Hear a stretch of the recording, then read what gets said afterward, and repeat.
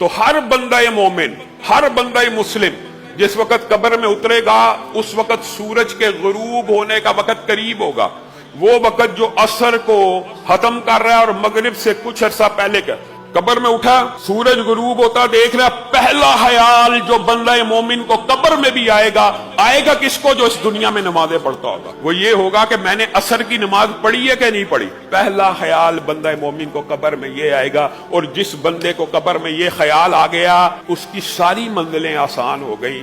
وہ اٹھے گا، منکر نکیر بھی آ گئے ہیں سوال کرنے زمین کی طرف سے، تیرا رب کون ہے، تیرا دین کیا ہے، تو اس شخص کے بارے میں حضرت محمد رسول اللہ صلی اللہ علیہ وسلم کے بارے میں کیا کہتا ہے؟ یہ سوالات ابھی شروع نہیں ہوئے، وہ بندہ کہے گا رکو، میں نے عصر کی نماز پتہ نہیں پڑھی ہے کہ نہیں، مجھے اس کی تیاری کرنے دو۔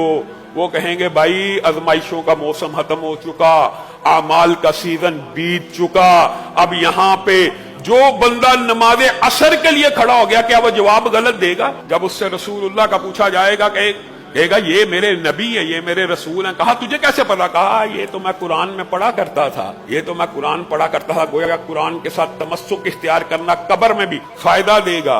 اور اس دن جو بندہ نماز عصر کے لیے کھڑا ہو جائے گا اس کو فرشتے کہیں گے نم کنومت العروس، پہلی رات کی دلہن کی مانند سو جا، بے غم ہو کے، بے فکر ہو کے۔ جو خوشی دلہن کو پہلی رات میں ہوتی ہے اسی خوشی کی کیفیت میں تیرے اوپر نیند کو مسلط کر دیا گیا ہے، اور ہر روز صبح اور شام اس کو جنت میں اس کا ٹھکانہ دکھایا جائے گا کہ یہ وہ جنت ہے جو تیرے لیے تیار کی گئی ہے، اور ان قریب تو اس میں داخل ہونے